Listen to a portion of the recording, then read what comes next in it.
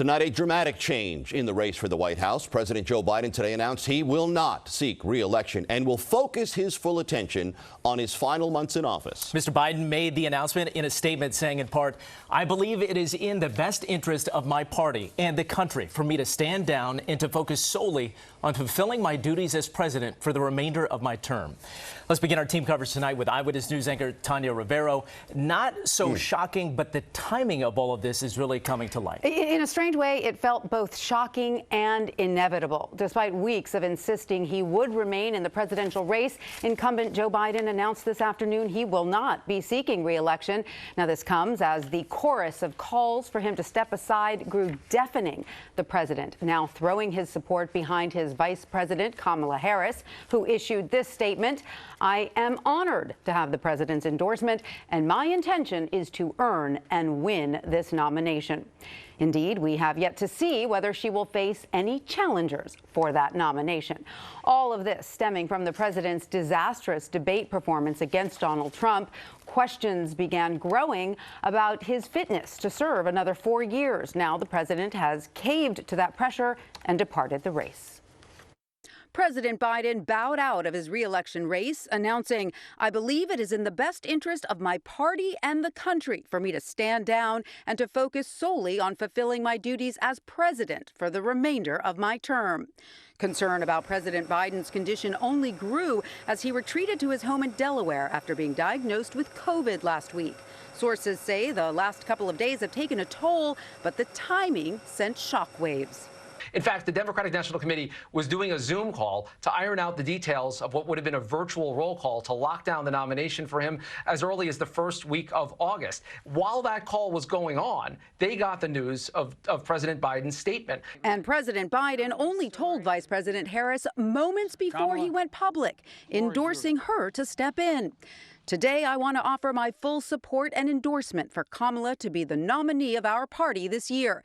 Democrats, it's time to come together and beat Trump. Let's do this." Dozens of Democrats have publicly called for him to step aside, but even hours before his announcement, his surrogates were vowing to continue. Donors are hesitating. Does this make you rethink your position at all? Martha, no. Look, I'm in North Carolina campaigning for the Biden-Harris ticket. Privately, Democratic leaders have been warning President Biden of dropping donor dollars and poll numbers, urging him to consider stepping aside, a scenario he told George Stephanopoulos July 5th he thought wouldn't happen. And if Chuck Schumer and Hakeem Jeffries and Nancy Pelosi come down and say, "We're worried that if you stay in the race, we're going to lose the House and the Senate," how will you respond? I go into detail with them. They all said I should stay in the race. Stay in the race. None of the people said I should leave. But if they do? Well, it's like, they're not going to do that. Senator Schumer responded today, "Joe Biden has not only been a great president and a great legislative leader, but he is truly an amazing human being. His decision, of course, was not easy, but he once again put his country, his party, and our future first." And Democratic leader Hakeem Jeffries, "America is a better place today because President Joe Biden has led us with intellect, grace, and dignity. We are forever grateful." Behind the scenes, President Biden finally acknowledged he has less energy and reached a conclusion the campaign he would have to run against former President Trump would tax him enormously. Mr. Trump reacted, writing this: "Crooked Joe Biden was not fit to run for president and is certainly not fit to serve and never was. We will suffer greatly because of his presidency, but we will remedy the damage he has done very quickly." President Biden made political history today. While first-term presidents have changed their minds about running for a second term, never has one done it so late in an election year. So much left here to unpack. Tanya, thank you. Let's check in with ABC News political director and Washington bureau chief Rick Klein. Rick, thanks for spending some time with us. We've only got 10,000 questions for you, but let me throw the first one at you. Walk us through the pros and cons of Kamala Harris being the Democratic nominee. Here we are, 4 weeks and 1 day before the DNC. Well, she's been vetted. She's been through the process. She's run for office before. She's a well-known commodity, and right now she has the support of the sitting president of the United States and dozens of members of Congress and other elected officials. No one else right now is jumped into the race, and it's an emerging race. that would be the easiest way for the Democratic Party to come together. Not going with her would mean denying the ticket for the sitting vice president, the choice of the current president, and I should mention a woman of color. That would be very complicating for the Democrats, and the idea of any kind of a real contest at an open convention would also be complicating. Usually a convention is essentially a big party to showcase a party's message, just like we saw with the Republicans last week in Milwaukee. That's what Democrats want.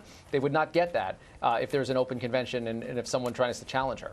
Rick, speculation really started ramping up after that debate. But let's talk about the timing on this, because what I'm hearing is that some of Mr. Biden's even aides did not know that this was coming today at this time. Can you take us into how the timeline played out?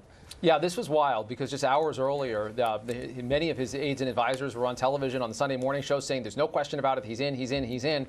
And then something changed. And he didn't let most of his own closest aides and advisors know about what changed in his mind until maybe a minute or so before the statement went wide. He didn't want it to leak. He didn't want it to get out. The word went out very fast, very quickly, and people were stunned by it because people had been expecting him to do what he has said for a long time, which is that he was running for office and he didn't plan to step down in any way. That changed. The pressure got immense. It also happened at a period where he happened to not be in communication with a lot of people outside of his own very tight orbit.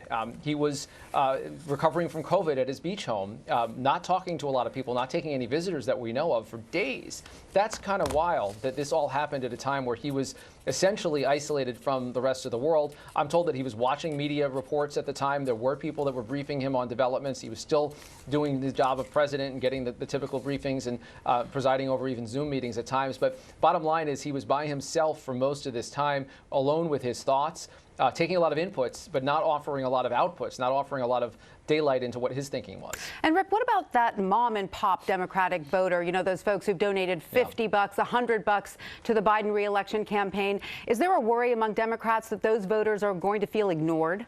Well, sure, and I think they have to worry about the perception that, you know, all these 10 million plus, 14 million Democrats voted for Joe Biden, and now they get Kamala Harris. Now, Biden and Harris are a ticket. Obviously, people knew when they voted for Biden in the primaries that he was going to keep his running mate, even though you're not technically bound to the vice president. But the same argument that just 10 hours ago the Democrats loyal to Biden were using to say that he's on the ticket now can get used against them because they just did exactly what they said they couldn't do in swapping someone out on the ticket very late. That's a kind of a stark point and I think a relevant point that's going to sting for at least some Democrats and certainly some critics of this administration. There's lots of Republicans who will say, look, this is a mistake and an affront to the voters. Rick Klein, appreciate the insight as always on a very busy day involving the world of politics. Appreciate it, Rick. Thank you. Thanks, Thank Rick. you.